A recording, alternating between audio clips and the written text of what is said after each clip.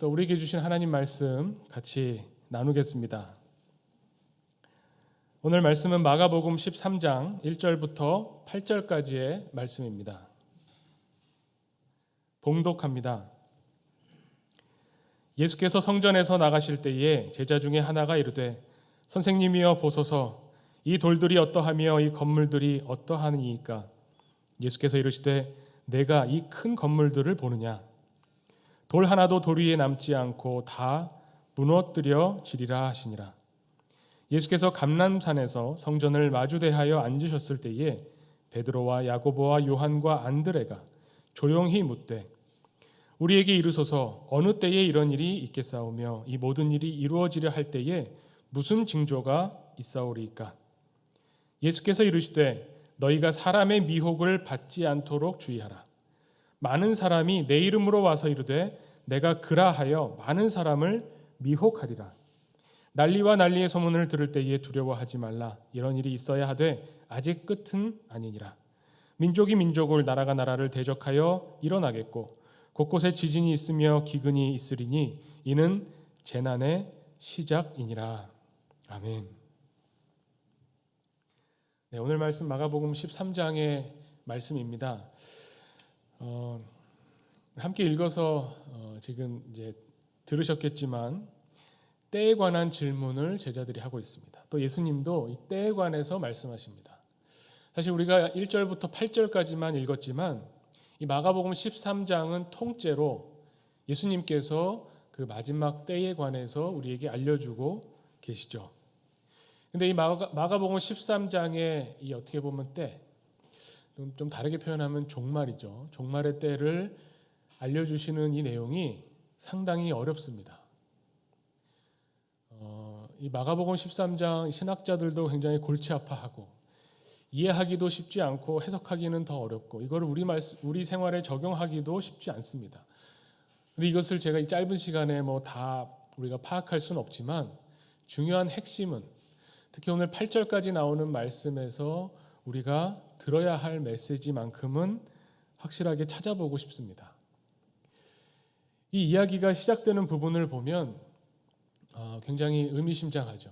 이 예수님과 제자들이 예루살렘에 들어와서 성전을 갔다 나온 이후의 이야기입니다. 예수님이 이때만 가시진 않았겠지만 또 제자들도 이때만 간 건 아니지만 예수님과 제자들은 사실 갈릴리 출신이죠. 갈릴리 지역에 살던 유대인들이 봤을 때는 저 시골 사람들입니다. 예루살렘이라고 하는 이 역사 깊은 도시 또 아주 그 지역, 그 주변에서 또 유대인들에게도 마찬가지로 굉장히 중요한 이 도시의 성전을 보면서 이 제자들이 이 성전의 웅장함에, 이 대단함에 올 때마다 놀라는 거죠. 그리고 이때가 아마 헤롯 대왕이 성전을 완성한 지 얼마 안 됐을 때라 전에 한번 제가 그 솔로몬의 성전과 헤롯의 성전을 비교해서 보여드린 적이 있었습니다. 그걸 보면 솔로몬 때 지어졌던 성전보다 훨씬 크고 웅장하고 아름답게 지어진 성전이 있을 때였죠. 이걸 보면서 제자들이 그 어마어마한 성전에 압도당하는 거죠. 지금도 그 성전이 흔적이 남아 있는데 성전의 서쪽 벽만 조금 남아 있어서 그 벽을 통곡의 벽이라고 하죠. 거기 가보면 정말 돌 하나가 어마어마하게 큽니다. 야, 이렇게 큰 돌을 어떻게 옮겨서 어떻게 이렇게 쌓아 올려서 튼튼하게 저렇게 건물을 지을 수 있을까? 이런 생각이 들 정도로 지금 우리가 봐도 대단하다 싶을 정도의 돌들을 그 시대 사람들이 그런 건물은 존재하지 않는 갈릴리에 살다가 절기마다 특별한 때에 와서 그걸 볼 때 얼마나 대단하다고 생각하겠습니까? 제자들이 예수님에게 이렇게 말씀하는 겁니다. 이 돌들이 어떠하고 이 건물이 어떠합니까? 정말 대단하지 않습니까? 라고 예수님께 이야기를 하는 거죠. 이 성전은 참 볼 때마다 대단합니다. 이 성전에 와서 우리가 하나님께 제사 드리는데 이 제사를 하나님이 얼마나 기쁘게 받으시겠습니까? 이런 의미가 들어 있는 거죠. 여기에 대해서 예수님은 충격적인 말씀을 하십니다. 너희들이 이렇게 이 큰 건물을 보느냐? 돌 위에 돌 하나도 남아있지 않을 것이다. 그렇게 무너져야 한다. 무너질 것이다 라고 말씀하시는 겁니다. 굉장히 충격적이었을 겁니다. 이렇게 큰 돌로 쌓아놓은 이 성전은 절대 무너지지 않겠구나 생각했던 그것을 예수님께서는 무너질 것이다 라고 말씀하시는 거죠. 아마 당시의 제자들, 당시의 유대인들은 이 성전이 무너질 거라고는 상상도 못했을 겁니다. 우리는 대단하고 거대한 어떤 것 앞에 서게 되면 그런 거에 압도당하고 거기에 위축되기도 하고 이런 경험들을 하죠. 이것이 2000년 전의 역사만 이야기하는 것이고 또 우리가 이미 역사를 알고 있죠. 이후에 AD 70년에 예루살렘이 불타오르고 이 성전이 무너진 로마 군대에 의해서 무너진 것을 우리가 알고 있기 때문에 그냥 예수님이 예언하셨고 그 예언이 역사 가운데서 이루어졌구나라고 생각한다면 그냥 옛날 이야기입니다. 이 말씀이 지금 우리에게 들려질 때 우리의 눈에 보이는 웅장하고 대단하고 우리가 의지할 만한 어떤 것이 무엇일까 한번 생각해 봐야 되겠죠. 저는 이 압도당하는 대단함 그렇게 큰 건 아니지만 생각할 때 뭐가 처음에 먼저 떠올랐냐면 그 코엑스에 가면 커다란 그 서점이 하나 있죠. 아마 가보신 분들 아실 겁니다. 커다란 서점, 도서관 이게 있는데 그 굉장히 높은 천정인데 책이 빼곡히 쌓여 있는 그거를 보면서 압도당한다기보다는 뭐랄까요? 제가 꿈꾸고 상상하던 저는 어렸을 때 그런 꿈 많이 꿨었거든요. 온 방안이 다 이렇게 책으로 덮여 있었으면 좋겠다. 책꽂이에 책들이 다 꽉 차 있었으면 이게 다 내 책이었으면 좋겠다. 이런 생각을 좀 했었는데 거기에 가보니까 그 꿈이 실현되어 있는 듯한 느낌의 어마어마한 그 책장들을 보게 됩니다. 저는 그런데 아마 우리 교우분들도 어떤 큰 건축물을 보거나 대단한 업적이 이루어진 것들을 볼 때 사람의 노력이라는 게 참 대단하구나 하는 것들을 또 느끼실 수 있을 겁니다. 예수님께서 말씀하시는 그 말씀은 뭐냐면 우리가 볼 때 그 대단한 것들 도저히 어떻게 이런 일들을 이렇게 낼 수 있을까? 이거 여기에만 오면 이 성전에만 오면 우리가 하나님을 만날 수 있고 우리가 하나님께 제사드리기 때문에 우리는 하나님으로부터 구원받을 수 있겠구나. 살 수 있겠구나라고 생각했던 바로 그것이 사실은 무너져야 될 것이고 아무것도 아닌 것이라는 것을 예수님이 제자들에게 선포하시는 겁니다. 그래서 제자들이 충격받는 거죠. 네? 성전이 무너진다고요? 이 성전은 무너지면 안 되는 건데 성전이 무너지면 우리는 다 하나님의 구원을 받지 못하는 건데 지금 우리에게 있어서는 무엇일까요? 오늘 이 마가복음 13장은 결국 종말에 관한 이야기고 때에 관한 이야기인데 우리가 종말을 생각할 때마다 머리에 떠오르는 것이 있죠. 종말이 빨리 오면 좋겠다. 종말이 오면 어쨌든 우리는 살 거 아니에요. 왜 우리는 살까요? 하나님을 믿으니까 살 거고 여태까지 신앙생활을 했으니까 살 거고 내가 지금까지 경건하게 하나님을 죄를 안 짓는 건 아니지만 그래도 신앙인으로 살겠다고 노력했던 그래서 그동안 교회 생활했던 그 모든 것들 하나님을 믿는다고 고백하는 내 이 믿음 이것이 있기 때문에 종말이 와도 나는 하나님이 구원해 주시고 살 수 있을 거다라고 막연히 생각하는 게 있다면 그것이야말로 예수님이 오늘 말씀하시는 것처럼 무너질 것이라는 겁니다. 제자들이 깜짝 놀라서 예수님께 와서 조용히 묻습니다. 도대체 어느 때에 그런 일이 있겠습니까? 어느 때에 이런 우리가 믿고 의지하고 기대는 이 성전이 무너지는 그날이 도대체 언제입니까? 라고 질문하죠.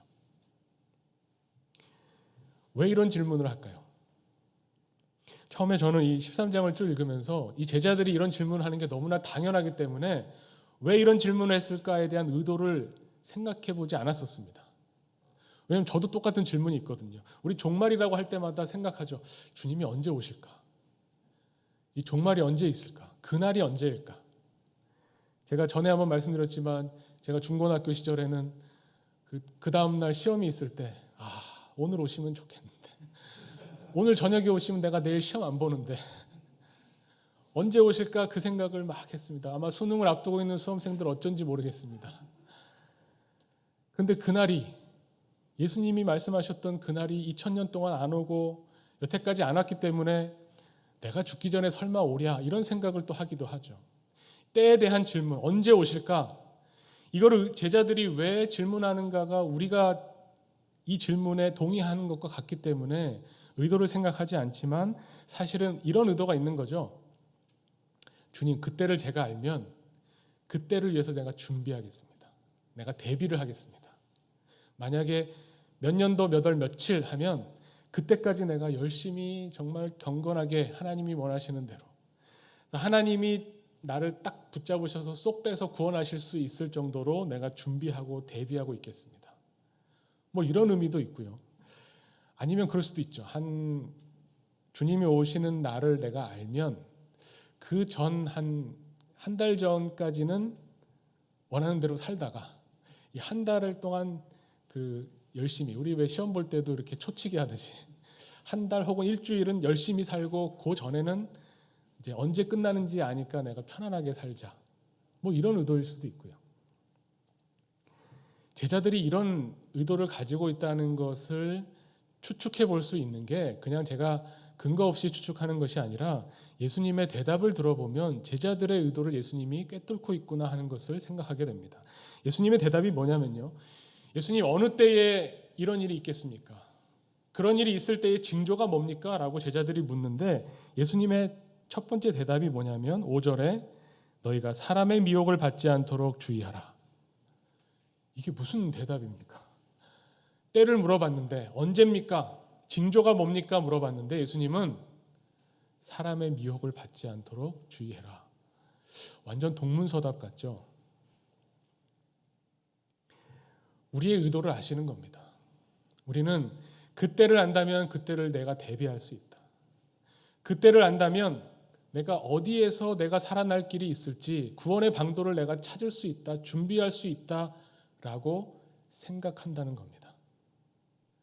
예수님이 그래서 미혹받지 않게 조심하라고 하시는 거예요. 이 미혹은 뭐냐면 그래 마지막 때에 너희를 구해줄 이런 방법이 있다라고 제시하는 그 어떤 것입니다. 어떤 사람일 수도 있고요. 어떤 방법일 수도 있고요. 어느 단체에 속하는 것일 수도 있습니다. 그래서 우리는 가짜 그리스도라고 하죠. 마지막 때가 다가온다고 생각하면 마지막 때가 정해지고 그때가 점점 다가온다고 생각하면 그 마지막 때를 대비하고자 하는 마음에서 뭔가 내가 의지할 만한 것, 내가 살아날 수 있는 방법을 찾는데 그것이 이걸 믿으면 돼. 이렇게 이 사람을 따라가면 돼. 라고 하는 어떤 소식들이 들리는데 거기에 미혹당하지 말라는 겁니다. 그러면서 예수님이 뭐라고 말씀하시냐면 난리와 난리의 소문, 그 다음에 전쟁, 지진, 기근 이런 재난이 있을 것을 말씀하십니다. 그럼 우리는 이런 소식, 이런 걸 들을 때 어떻게 생각하시나요? 아, 예수님이 그래도 징조는 가르쳐 주시는구나. 제자들의 의도가 어떠하든 너희가 뭔가 이 성전처럼 대단한 것, 저 성전에 가서 기도하면 마지막 때에 그 어지럽고 죽어야 되는 때에 나는 살려주시겠지라고 하는 의지하는 그 어떤 것, 그것을 의지하지 말라고 말씀하셨는데 또 재난의 징조에 대해서 지진, 기근, 전쟁 이런 이야기를 하시니까 아, 이런 때가 오면 그래도 우리가 대비해야 되나? 예수님이 그래도 제자들의 의도에 맞게 대답해 주시나? 라고 생각하는데 전혀 아니죠. 우리는 이런 지진, 기근, 재난 이런 소식을 들으면 아, 마지막 때가 다가왔구나. 이제 얼마 머지 않았구나라고 생각하는데 예수님의 가르침은 정반대입니다. 오늘 마지막 8절의 말씀이 저에게는 굉장히 충격적이었습니다. 뭐냐면 이런 소식이 들리면 이는 재난의 시작이니라. 아, 이제 얼마 안 남았다. 끝이 보인다. 이게 아니라 오히려 반대예요. 재난이 이제 시작되는 겁니다. 그러니까 예수님은 어떤 물리적인 시간의 때를 알려주시려고 징조를 말씀하신 게 아닙니다. 지진이 크게 났으니 이제 곧 종말이 오겠구나. 그게 아니라는 겁니다. 우리 인류 역사에서 언제 전쟁이 없었던 적이 있습니까? 언제 기근이 없었던 적이 있어요? 우리가 음식이 남아돌게 된 게 인류 역사에서 보면 정말 얼마 안 된 거죠. 지진이 없었던 때가 있습니까? 사실은 우리가 늘 우리 역사 가운데 함께 했던 일들인데 예수님께서는 선언하시는 거죠. 너희 그 재난이 이미 시작되었다. 우리는 사실 이미 종말이 시작된 때를 살고 있다는 겁니다. 먼 미래에 일어날 어떤 그런 종말이 아니라 이미 시작된 종말을 우리는 살고 있는 겁니다. 그런데 제자들은 뭔가 대비하고 싶어 하죠. 뭔가 어떤 구원의 생명줄이 하나 내려오면 그걸 내가 붙잡고 있어야 그 종말의 때에 나는 살겠지라고 생각하는데, 예수님의 가르침은 거기에 목적이 있지 않습니다. 제자들의 이런 생각은요, 제자들만이 했던 것이 아니라 지금 우리도 하지만 당시에 유대인들도 그렇게 생각하고 대부분의 사람들이 어떤 마지막 때를 바라보는데, 특히 유대인들이 그런 생각을 했던 것은 구약 성경에 나와 있기 때문이죠. 구약 성경에 여호와의 날, 크고 두려운 여호와의 날을 많이 선지자들이 이야기했습니다. 그 여호와의 날이 이르면 하나님의 구원하시는 역사가, 하나님이 구원하심을 일으켜 주시는데, 그것이 바로 하나님의 나라, 신약의 표현에 의하면 하나님의 나라인 거죠. 그런데 그 하나님의 나라가 그럼 언제 옵니까? 라는 이 제자들의 질문과 똑같은 질문이 유대인들에게 있는 겁니다. 우리에게도 있는 거고요. 조금 더 구체적인 이야기가 누가복음 17장 20절에 있습니다. 바리새인들이 하나님의 나라가 어느 때 임하나이까 묻거늘 예수께서 대답하여 이르시되 하나님의 나라는 볼 수 있게 임하는 것이 아니요 여기 있다 저기 있다고도 못하리니 하나님의 나라는 너희 안에 있느니라.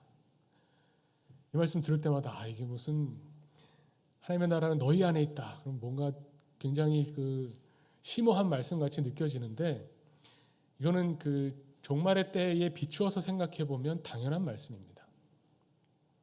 예수님이 말씀하시는 하나님의 나라는 뭐냐면 이런 어떤 물리적인 공간이나 물리적인 시간 안에서 이루어지는 게 아니라는 겁니다.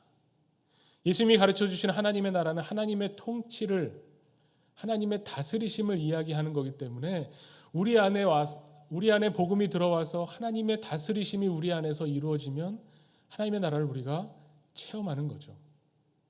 하나님이 나를 다스리시는구나를 깨닫게 되는 거죠. 그래서 예수님은 다른 랍비들의 가르침이나 지금 우리도 기대하고 있는 그런 가르침을 주시지 않는 겁니다. 오늘 읽진 않았지만 마가복음 13장 32절에 그러나 그날과 그때는 아무도 모르나니 하늘에 있는 천사들도 아들도 모르고 아버지만 아시느니라. 사실 13장이 어려운 것은 이 32절 때문입니다. 그 앞에 예수님이 징조에 대해서도 어쨌든 이야기하시고 재난의 시작이다 말씀하시고, 무화과의 비유를 드시면서 무화과 나무가 잎이 열리고 이제 몽우리가 지면서 끝이 촉촉해지면 이제 열매가 맺겠구나, 여름이 왔구나 알면서 왜 그때를 분간하지 못하느냐 하시는데, 결정적으로 그날과 그때는 아무도 모른다고 말씀하세요. 예수님은 이것을 거부하시는 겁니다. 하나님의 나라, 하나님의 통치가 물리적으로 어떤 공간과 시간 가운데 우리에게 다가오는 것이 아니라는 것을, 그날과 그때를 정하는 것을 거부하시죠. 근데 이 거부하시는 것은 그냥 거부해서 끝나는 것이 아니라, 그렇기 때문에 예수님이 제자들에게 가르쳐 주시고자 하는 제자의 태도, 제자의 삶에 대한 자세가 무엇인가를 우리에게 말씀해 주고 있는 겁니다. 예수님은 항상 하나님의 나라를 선포하실 때 뭐라고 말씀하십니까? 특히 마가복음 1장에서 하나님의 나라를 선포하실 때에 하나님의 나라가 가까이 왔다라고 말씀하시죠. 구약의 선지자들은요, 여호와의 날, 크고 두려운 여호와의 날이 하나님이 구원을 베푸셔서 막 활동하시는, 역사하시는 날로 이야기를 했습니다. 그리고 그날은 미래에서 우리에게 다가온다고 이야기했죠. 예수님은 말씀하신 것처럼 재난의 시작, 이미 너희에게 이 하나님의 역사하심이, 하나님의 구원의 날이 이미 왔다고 말씀하십니다. 예수님이 이 땅에 오셨거든요. 하나님이 보내셨거든요. 그래서 예수님에게는 이 현재적인 하나님의 나라가 임한 이 현재와 장차 오실 하나님의 구원하심, 이것이 동시에 존재하는 겁니다. 이것이 예수님의 비유에서 드러납니다. 우리가 예수님이 말씀하신 하나님 나라 비유가 참 어렵다 하는데, 이렇게 생각하면 쉬운 게요, 예수님이 말씀하신 하나님 나라는 어떤 나라냐? 씨앗과 같다는 겁니다. 겨자씨와 같다. 근데 이 씨가 이미 심기워진 겁니다. 이미 시작되었습니다. 그럼 어떻게 됩니까? 이제 이 겨자씨가, 심기워진 겨자씨가 자라서 무성해지고 왕성해져서 여기에 새가 와서 깃드는 거죠. 우리는 이 심겨진 씨가 언제 자라는지 모릅니다. 어느 날 딱 보니까 이미 크게 자라서 거기에 새들이 모여와서 쉬는 겁니다. 하나님의 나라는 누룩과 같다고 합니다. 빵 속에 이미 밀가루 반죽 속에 이미 누룩을 넣었습니다. 이미 시작됐습니다. 그런데 우리는 느끼지 못하지만 이 빵이 점점 부풀어서 완성된 하나님의 생명을 보여주는 빵으로 우리에게 온다는 겁니다. 이 예수님에게 있어서 그래서 하나님의 나라는 이미 우리에게 왔는데 또 앞으로 완성을 위해서 와야 되는 나라로 그 다스리심으로 우리에게 설명해 주십니다. 이렇게 말씀드리니까 너무 복잡할 것 같아서 이 마가복음을 조금 더, 마가복음이 가장 복음서 중에서 먼저 쓰여졌죠. 마가복음 다음에 쓰여진 마태복음에서는 그래서 이 제자들의 질문을 좀 교회에 관심이 들어가면서 구분해서 질문을 합니다. 마태복음 24장 3절에 똑같은 부분인데 뭐라고 표현하냐면요. 제자들이 와서 예수님께 이렇게 말합니다. 우리에게 이르소서 어느 때에 이런 일이 있겠사오며 또 주의 임하심과 세상 끝에는 무슨 징조가 있사오리까. 같은 때인데 이거를 둘로 구분해서 표현하죠. 하나는 뭐냐면 주님의 임하심, 하나는 뭐냐면 세상의 끝, 이렇게 표현합니다. 우리는 그냥 종말 다 뭉뚱그려서 말하지만 우리가 기대하는 종말은 그냥 세상이 멸망한다, 끝난다 여기에 있는 것이 아니라 사실은 주님이 오시는 것을 기대하는 겁니다. 이 주님이 오심을 마태복음에 그래서 헬라어로 뭐라고 표현되어 있냐면 파루시아라고 표현되어 있습니다. 이 파루시아라는 말은 마태복음은 그래도 유대인들, 기독교인들을 위해서 쓰여졌죠.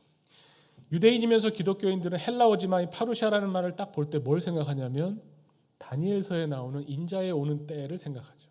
아, 주님이 다시 오신다는 말씀이구나.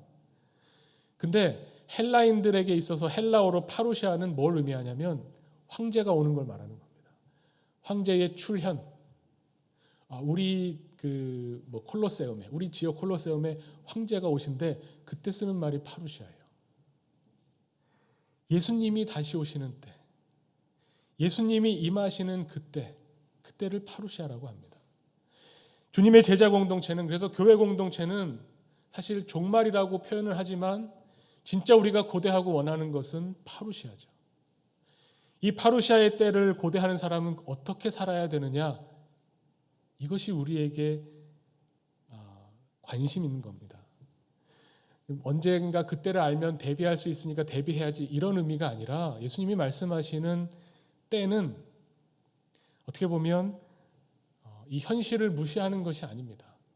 우린 보통 어느 시점이 딱 지정되면 그때까지의 과정은 그냥 그 시간이 도달하기까지의 어떤 보내야 되는 시간으로 여기지만 주님에게 있어서 때라고 하는 것은 지금 이 현재, 이 현실을 결코 무시하지 않고 우리가 닥쳐있는, 우리에게 주어져 있는 이 현실 세계와 현재의 시간을 예수님은 중요하게 생각하십니다.